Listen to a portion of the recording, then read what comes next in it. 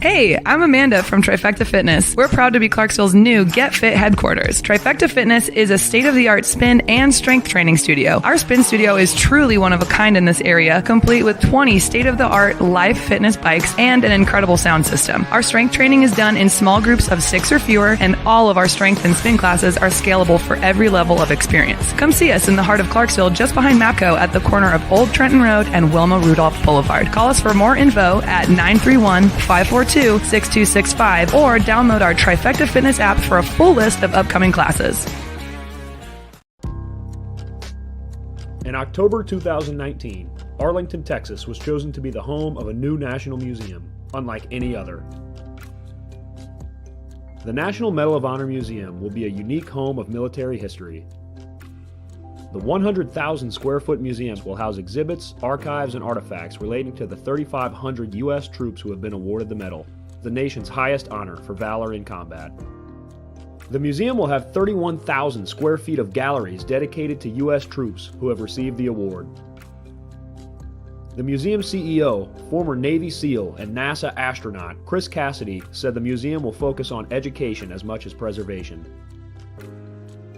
The building will have 5 areas dedicated to Medal of Honor winners from the Army, Marine Corps, Navy, Air Force, and Coast Guard.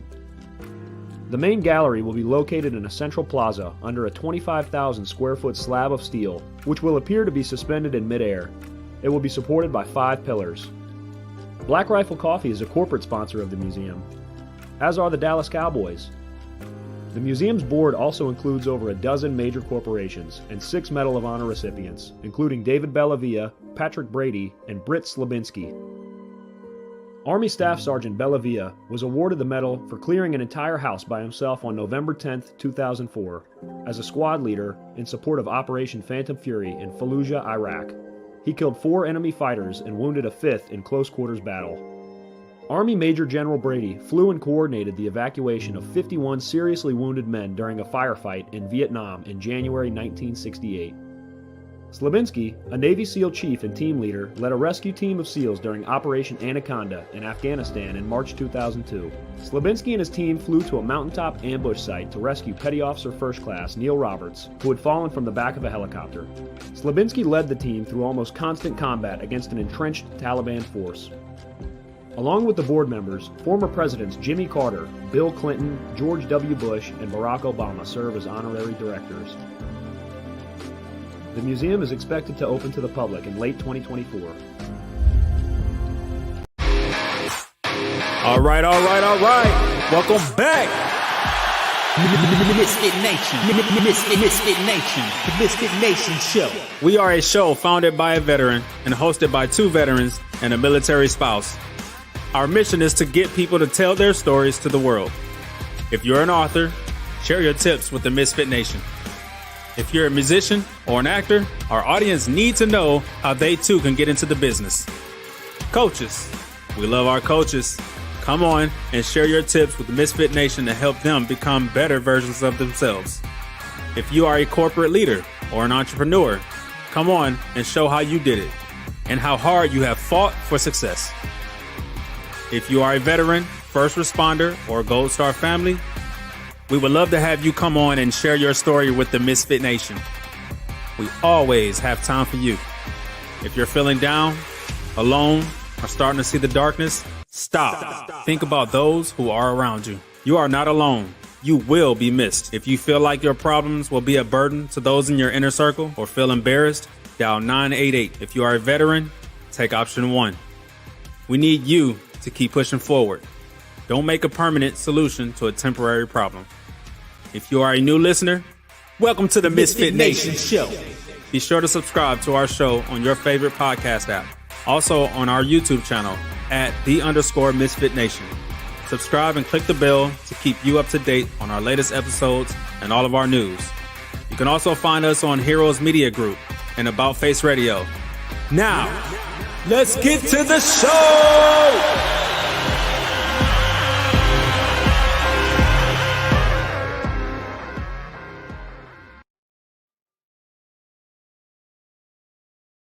Welcome back to the Misfit Nation, our Sunday after dinner show. I know many of you are spending time with moms today. Happy Mother's Day to all the mothers out there.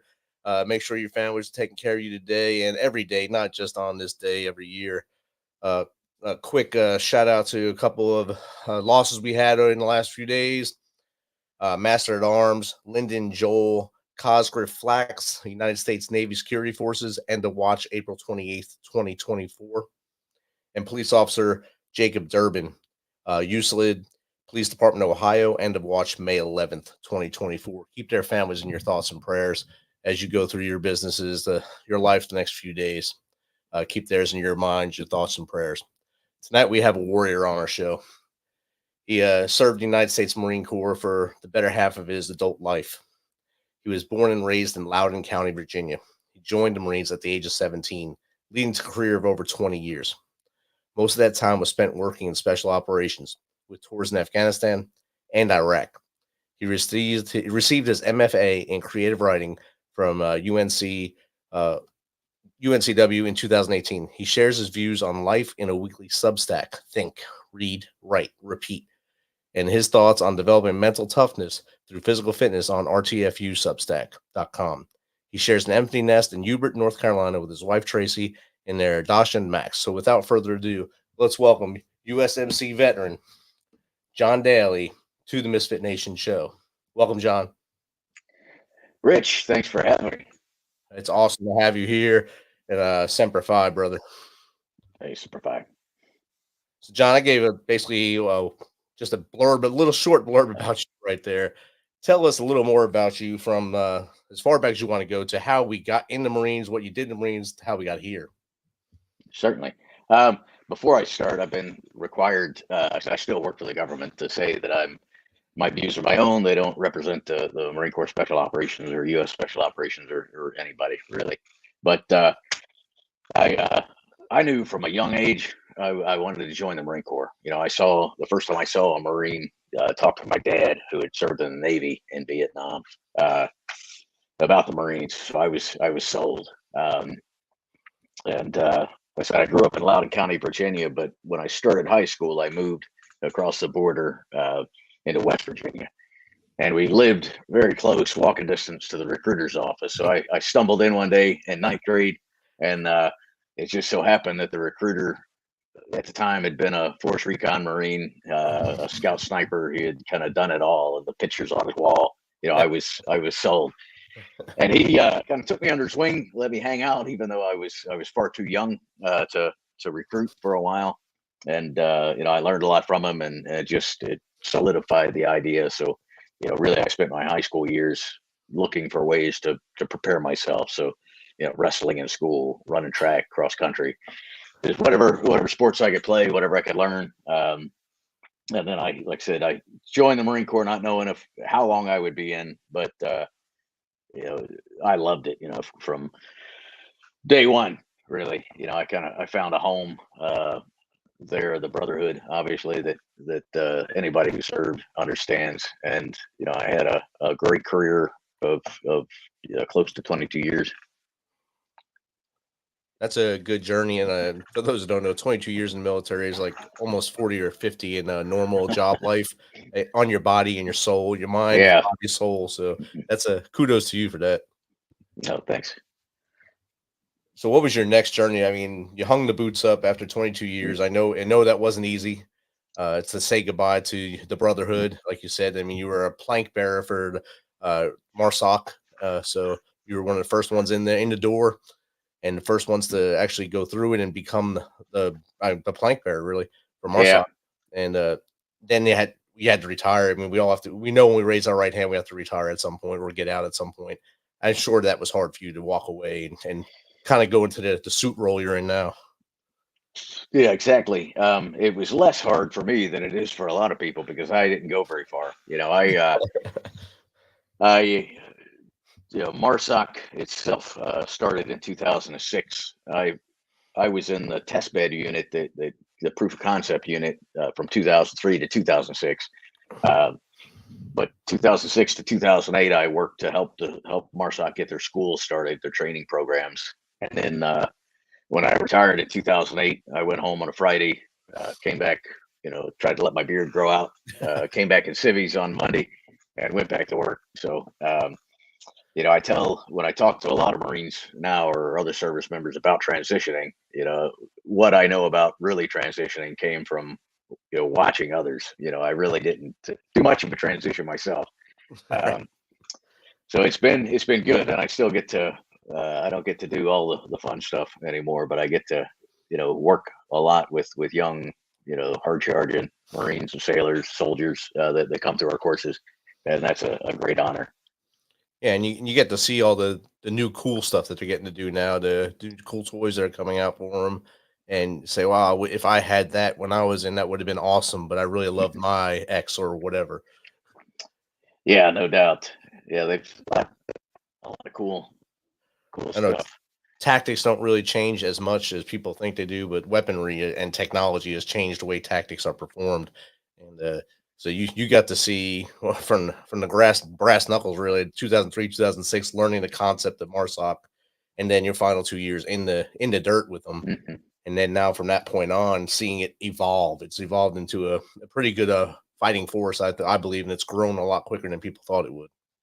Absolutely. Yeah, the initial test unit that I was a part of was called Detachment One, and there was about 30 of us that would have been considered operators, and then we had a robust intel section and communicators and all of the things that you need, fighters, folks. But yeah, we were a pretty small unit for the first 3 years, and then they grew to now thousands of Marines in MARSOC doing a lot of great things across the globe. So it has been an incredible journey, to be a part of and to watch.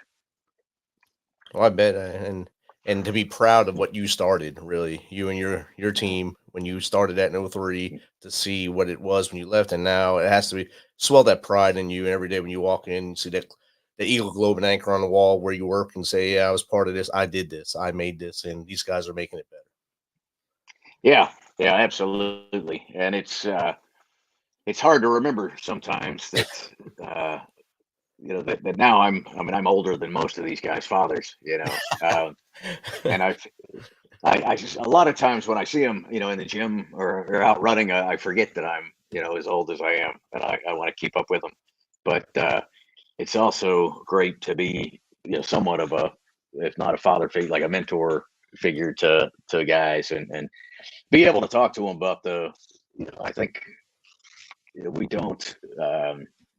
I mean, like you said, tactics. We know a lot about tactics. We know a lot about planning. We know a lot about a lot of things while we're in, but it's not really until we get out and start getting a little bit older that we start to understand that the impact that some of those things have on you, and the ability to use a little bit of the wisdom that's kind of been hard won over now.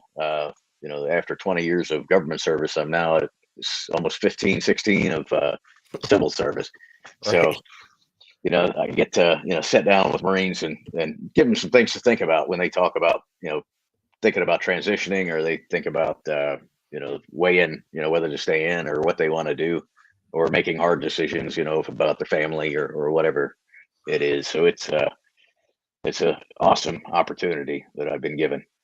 It definitely is. And with that many years of service, you got to be getting close to that next decision point when you say it's time to hang it all up and just stay home with your dog and your wife and hang out and maybe go on a book tour with your book. Yeah. I don't know that I could. I don't know that my wife wants me at home full time, and I don't know that I could tolerate, being at home full time. But definitely the next journey, which for me is a little scary, because it really will be a transition into something different. So I've started trying to ease that, by writing. Hopefully I'll be able to do, more of that. I started a coaching business that, now it's mostly just for free, and coaching Marines on transition and things. But, the idea of working with other people that are interested in improving themselves and getting better. So the idea of performance coaching appeals to me.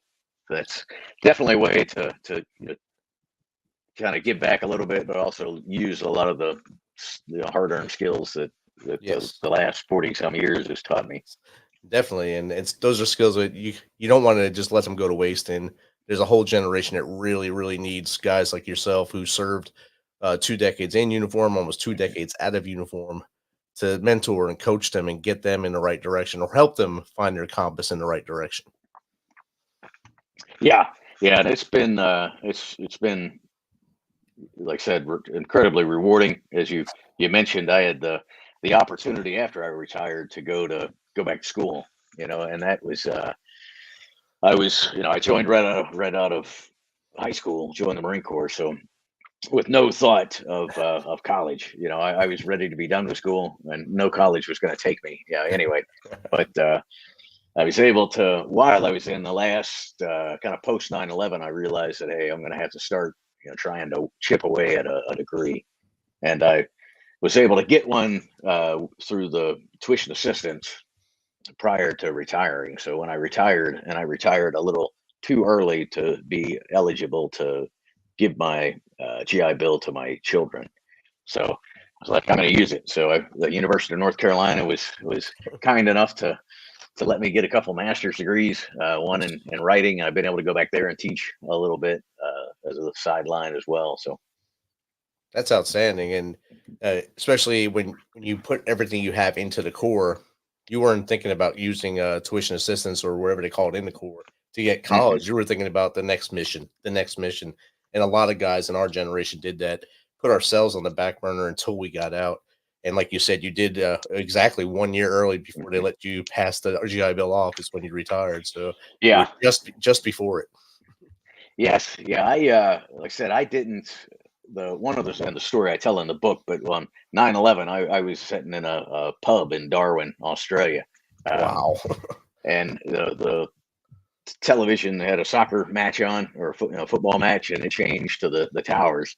And I was in there with the Marine Expeditionary Unit, so we had a couple of ships in, and we knew immediately that we were where we were going from there. So from there we went straight to Afghanistan, and so we were in Afghanistan in November.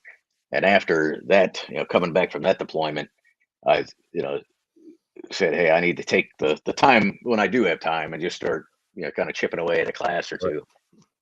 And that was eminently helpful. Yeah. A lot of work, but it panned out. Especially after you were out of school for over 10 years at that point, almost 12 years probably at that point. And then you going back in and you're the old dad in the class, really. Yeah. So it's weird. It's hard. And you have to fight through it. I tell anybody that tries, goes to do it. I've been, shot at a lot of times. But I think I was more scared walking into a classroom full of 20-something, master students than I was of a patrol in the job. Right. And they were, at that point, they're just professional students because they just keep going one to the next. And you took that big break. So you learned a lot of life lessons and a lot of awesome leadership skills and other skills, but not skills that translate to the classroom right away. And it's a hard transition. Yeah. One thing I did learn, though, and it's I think a little hard for veterans getting out and going back to school to learn, is that they're whatever, all sorts of people in college, a mixing pot of everybody, almost like the military, and just a little there's a little more out there. But I learned so much from people who had never heard of the military, never knew anyone that served in the military, and they, in almost all cases, were hugely receptive to listening to me, learning from me. So I didn't experience the kind of being ostracized like I was prepared for. Nobody. I don't think anybody was going to throw anything at me, or that wouldn't have ended well. But I didn't experience any of that. I experienced a lot of people that just wanted to learn about me and help out where they could, and so it was it wound up being one of the most rewarding times of my life. Outstanding. How long after you retired did you start to think about putting your memoir together for Tough Rugged Bastards? It actually took a crazy little route. I grew up, you could see behind me. I mean, I love to read. I read all the time, and I started that from an early age. And if you love to read, then there's a pretty good chance that you at least try to write.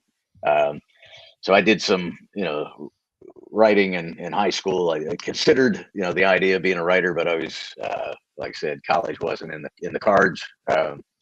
Both my grades and my parents' ability to pay for it. So, the Marine Corps does not really foster, the creative side of people. So that had to go onto the back burner. But later in my career, I started, getting some articles published in like the Marine Corps Gazette and different just on weapon systems or how we could better change the rifle range qualification and different things like that. And so I'd always recognize that you can achieve a lot by writing. You can get your point across if you're effective at it. So when I got when I started using the GI Bill, I got a master's degree in, well, it was liberal studies. It was really just kind of take whatever classes that you want. And the bulk of the classes that I took were related to literature. So a lot of reading, a lot of, and we would have to write. And one of the professors who was my thesis director said, "Hey, you know that we had this writing program. Have you ever thought about applying to it?" I said, "Absolutely not." But I didn't know they had one, and I didn't. I hadn't really considered it, but she encouraged me, and I had the first real thing that I wrote was an essay about my time as a sniper in the JOF in 2004, and she thought that was worthy of sending in as my application essentially, and they thought so as well. So they accepted me to the program, and that initial story that I wrote, that kind of served as the base for the book. That was for many years, that was all I had written. And I ran into a wonderful lady who was writing a book that introduced me to her agent. I sent it to him, and he read it and said, "Hey, let's figure this out. How can we turn this into a book?" And so he was able to get me a book contract and get to go through that process. I mean, that's awesome that they seen the skills in you to push you forward, and they pointed your compass to it. And Tough Bastards came out. Did it just come out this year, or when did it come out? It hasn't come out yet, so okay. It's available for pre-sale right now, so you could find it on Amazon or Books A Million or Barnes and Noble, but it won't actually come out until August 13th.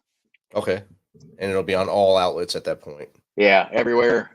It should be on audio and Audible and Kindle, everything.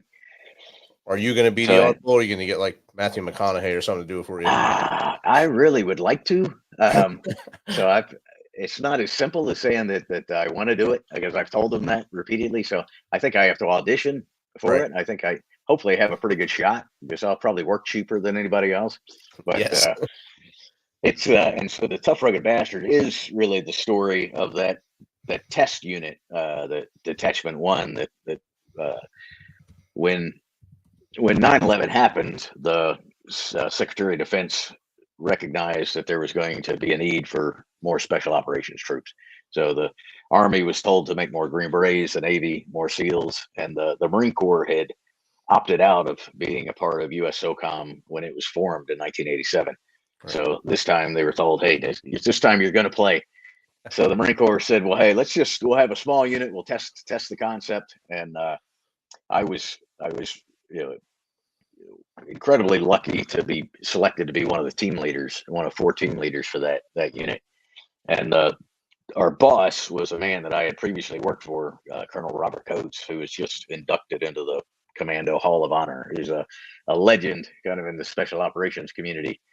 But when he called me into his office, he said, "Hey, you can pick whoever you want to be on your team, but they have to be tough, rugged bastards."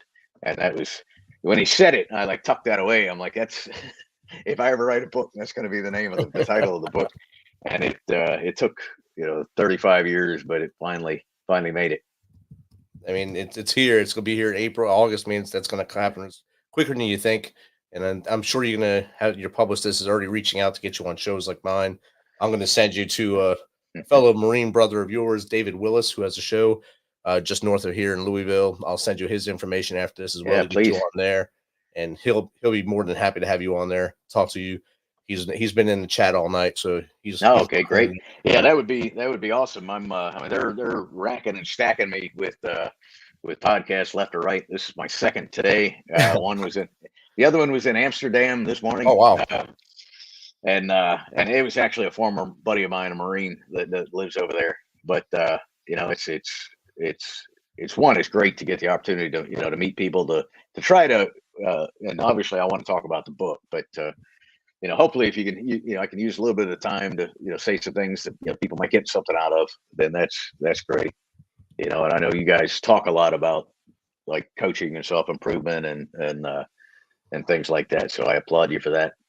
Awesome, thank you. We got a question from a member of our Tuesday crew. As a veteran of MARSOC, did you have to get approval from the Corps to write your book, and did they have to review it? Yes, Jake, absolutely, and actually from the DoD. So everything there's an office pre-publication review. So if you're a service member of any active or former, anything that you write is supposed to be reviewed. I mean, fiction should technically be reviewed, but I think that people kind of bypass that. I couldn't afford to do it because I'm still a government employee with a clearance. So it took, I still need the writing gig isn't paying all the bills yet, so I still need to keep that job. And like I said, I love that job too. But once I finished, I sent it to them, and it took them 6 months to finish, because they have to send it to any unit or organization that's mentioned in it. So the SEALs had to review it, USOCOM had to review it, MARSOC had to review it, and then it came back with things redacted that I had to either change or whatever. But photos that are going to be in it have to be reviewed. So it's a pretty extensive process, and I think mine took a little bit longer than the average, but it definitely had to be reviewed. And that was the next question was how much got redacted? Not a ton, and honestly, I tried to be pretty careful with it. I also had a couple of very knowledgeable people from the intelligence community review it before that, then to make sure that I wasn't saying anything that I shouldn't. And a lot of it was things that I wouldn't have thought were important. Right. Some things that had happened way in the past. So it was, you never know, and that's why it's important to do, to make sure you're not putting anything out that shouldn't be. 100%. And I was told I should write my memoir, and that's the only reason why I have not, because I don't want to go through that whole process. But it's something I think I need to do, just to get those 22 years of my life onto paper and let others and see. It's time, but it doesn't. I mean, you send it and you forget about it until they get back a hold of you. Right. And like both of us, when we first started our careers, there wasn't this big thing called social media. So a lot of the stuff we did is it's not plastered over everything like the new generation is. They can't walk 7 feet and not take a picture and put it on social media. So we are the legacy, I guess, because we hit both sides of it. So 2008, you were right at the cusp of the social media blowing up in the world. I got it in 2015, so it was really big at that point. But we are kind of protected in our early career for no social media. Same thing for Willis. He said the same thing too. So he said he had no social media for his career. He said so. I mean, when 9/11 happened, we had to wait in line on the ship to go up and punch in your number on your phone card and try to call home. Yes. And at a point, they just shut those off too. They're like, hey, no more. So that's, it definitely makes it harder as a young service member. It makes it easier in some ways. It's easier to stay in touch, but you definitely have to be careful about what you post, what information you post. Definitely. And I'm sure you see young Marines get in trouble where you are, because maybe not so much where you are exactly, but outside of your building, probably in the other buildings around there, the young Marines that post stuff that they shouldn't be posting. Yeah. It's it's easy to do because we've kind of created a society where everything's fair game. Yes. And when it comes to we were having a graduation this week, a class of special operators, and we have to be very, very, when we talk to the families that come out, very clear that, hey, don't post, don't post any photos of any other Marines, certainly not your own, but, you really think about somebody else, they don't have the opportunity to say, no, I don't want you to post my photo. So we're pretty cautious about that. Yeah, Brian posted, we got lucky to make a call, had to have that AT&T card. For some reason, I still have an AT&T phone card in my wallet now, even though I probably will never be able to use it anywhere, but it's in my wallet still for whatever reason. Yeah, I remember getting those, on deployment, getting those in the mail, and that was a great gift. It's like a morale booster, but for some reason, it's still in my wallet since probably 2012 or 13. So it just travels with me, I guess. It's a memento. Yeah, you never know. So, Robert, John, where do you see yourself in the next 5 years or so? Because I know we talked earlier about maybe thinking about that next career switch. Where do you see yourself in 5 years? That's a great question. I've started thinking about that a lot lately, and within that time, I will definitely transition out of this job. I really that one of the things that I kind of caution veterans transition and after 4 years or 30 is you've got to find something that's meaningful, some way that you can we join the military to make the world a better place, and we join to serve something bigger than ourselves. And I think when a lot of people have difficulty is when they don't find something else bigger than themselves to be of service to. And like this show, like whatever it might be for so I think the coaching business is definitely something I want to lean into. I work with or volunteer with a lot of veterans writing organizations and that's a great place. The Lethal Minds Journal is a great opportunity. They only publish veteran writing, but if you're fiction or nonfiction, poetry, whatever the case is, we have editors that'll work with veterans that want to write and work with you until you either give up or we get something that's and the goal is not to get you to give up, but we'll keep working with you until we have something that's publishable, and then we'll publish it in the monthly journal. So that's a great opportunity, a thing that I get to do, and it's one I always try to make sure I put out there. That's I think Lethal Minds, you said? Lethal Minds Journal. So they're on Substack, but I think writing your memoirs, writing is a great outlet. Whether they ever see the light of day, whether anybody ever reads them is almost immaterial. I mean, I think it's great to have for your family or your children to see someday, but and it maybe it turns into a book. That's I believe me, I'm still as shocked about that as anybody is. That's a great thing, and like you said, you're an empty nester now, so your kids can look back and say, "My dad did this," and now they have that. They have your whole memoir that they can put on their coffee table, so they can tell your grandkids when they come if you don't have them yet. So you'll have that. Not yet, but and that's because the kids and wife, the family pays a pretty big cost. When you're their loved one is serving in the military, so and they don't get to. I think it's just part of the goes with the bargain, that they pay a price and they don't necessarily get to know you as well as they might. So, now that mine are grown up, it's nice to have the opportunity to, have an adult relationship with them and kind of talk to them about, hey, here's some of the times that I missed, here's what was going on and here's why. And, but it'll be nice for them to be able to read the book and learn a little bit differently about me. Definitely. And, I learned that as I retired, my daughter wrote an essay for the Platform magazine, and it was the Army Brat Life, it was called. And in that, she wrote things like, I had a father, I seen his picture, but I didn't know him. And it just ripped me up inside to read that. And I have it still on my computer, so I read it all the time to remind me of what I took away from her, or what she missed. Not really took away, what she missed growing up, and my wife as well. And that And now we're a lot closer now that she wrote that, and I knew it then, because up to that point, it was all their problem, not my problem. Until once I retired, I realized I was the problem, and you had to turn things around and help out. Yeah, and that's that's part of maturity. That's part of realizing that like David here says, the families serve as well as the service member, and they didn't sign up. They didn't volunteer for it.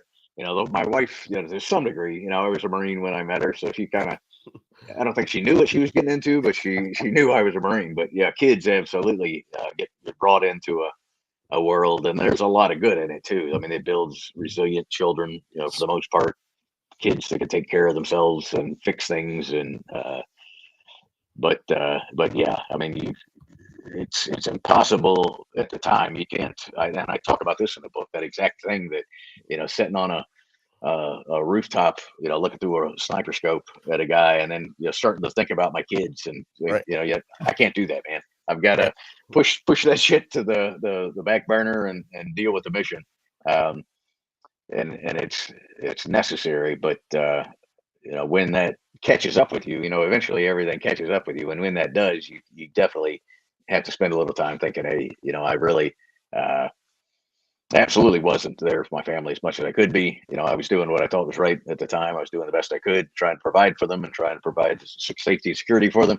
But yeah, it's definitely I know something that some people have difficulty coming to terms with, and that's another reason where writing down like your daughter did. That's if you get things out of your head and onto paper, a lot of times I think you can deal with them more concretely than when they're just thoughts swimming around in your brain bucket. Exactly. So, John, we talked about a lot of stuff in a quick period here tonight, and I know your time is valuable, my time and your time both are valuable. You need to be with your wife on Mother's Day. Let her relax, and maybe you make her something tonight, or hang out on the back porch before everything goes crazy with heat down here in the South. How did people get in contact with The you? easiest way to look me up is my website, and that's jadailey.com, Dailey. There's links to send me a message. There's links to both of the Substacks that I write, and there you can pre-order a copy of the book too if you'd like. Awesome. And that link. But yeah, I'm happy for people to reach out, with questions or thoughts. Especially as I've been doing more, podcasts, and having people say, hey, what did you mean about this, or I appreciated this. I mean, that's a great feeling to know that people are actually listening and right. And thinking about what you're saying. And if something that I say helps somebody, then that's a huge win for me. Outstanding. And I will link you up with Willis and Brian Roof, who's also a podcast host, who was in the chat as well. I'll send you both theirs. All right, do you want me to send it to you directly, or to your publicist, or to both? Just to me, it's great. Yeah. Okay. And I'll send them your one sheet, so you don't have to send that again. I'll send them both as well. That way it frees up one thing for you during the day. And John, if you can give the audience, anyone out there listening, three pieces of advice if they're thinking of joining the service, and how to get through that joining and serve honorably, and then have a successful move out of it. Yeah, I think one of the things I tell our students whenever they show up is that regardless of the branch you're serving, you're going to be challenged, right? And you've got to before you sign on the line, sit down with a piece of paper and make a list of all of the reasons that you want to join. And there's obviously you want to serve your country, right? That's number one. Everybody says that, you're a patriot, I got you. But there's a lot more than that. There's you think chicks or guys are going to dig the uniform. You want to make your parents proud. You want to have adventure. You want to travel the world. All of those things, and you kind of got to weigh that. And when you go through boot camp, when you go through training, it's going to get tough. And when it gets tough, and you start thinking, hey, can I do this? I don't know if I'm cut out for it. You got to start weighing it against all of those reasons, that you had, and keep those in mind. And if you have a big heavy basket, of reasons that you wanted to join, provide a better life for your family, to earn the GI Bill, to get the opportunity to go to college. All of those things, weigh pretty heavily. And they, when it's cold and you're wet and tired, you can make bad decisions. And before making one of those, just think long and hard about why you started on this path in the first place. Because I have to do it occasionally, and one of the things I hate doing is talking to somebody who's quit. And usually 5 seconds after they quit, they realize, they would do anything to take it back. Right. We don't live in a kind of world that allows that. So, it's a good life, a respectable life in the military. It has all the opportunity that you can ask for. You absolutely get out of it what you put into it. So going into it with a great attitude, going into it looking to make yourself better and make your country better, then you'll probably do really well. Outstanding. That's great advice. Hopefully you're listening out there. If you're on that cusp of thinking about joining, remember John started his joining at 9th grade as he walked past the recruiter's office and went and started talking to him. And the recruiter had him at 9th grade, and that's awesome that he had the awesome pictures on the wall and got you in there. John, this has been great chatting with you. I can't wait till the book comes out and we can I can sit and read it and send you back. Hey, this is awesome. Great book. Thank you for publishing it for us. And I'll definitely get you linked up with the other podcast guys. Well, Rich, I appreciate you taking the time to talk with me. I had a blast. Awesome, brother. Have a good night. You too. Take care. This message is from the U.S. Department of Veterans Affairs. Did you serve in the military? If so, you can obtain a free lifetime pass to more than 2,000 federal recreation sites. These sites are located across more than 400 million acres of public lands, including national parks, wildlife refuges, and forests. The lands host activities to fit any lifestyle: hiking, biking, fishing, camping, and much more. Gold Star families are also eligible for these free lifetime passes. Plus, they cover entrance fees for a driver and all passengers in a car, or up to 3 additional adults at sites that charge per person. Obtaining one is easy. Just go to the National Park Service website, nps.gov, or the National Park Service app.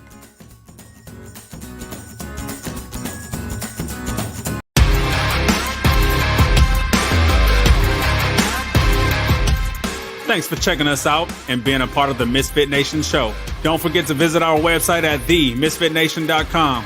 That's themisfitnation.com. Check out all our past episodes and get some of the great Misfit Nation gear for you and your family. As always, be humble, stay hungry, and keep hustling, because we are Misfit Nation. Misfit Nation.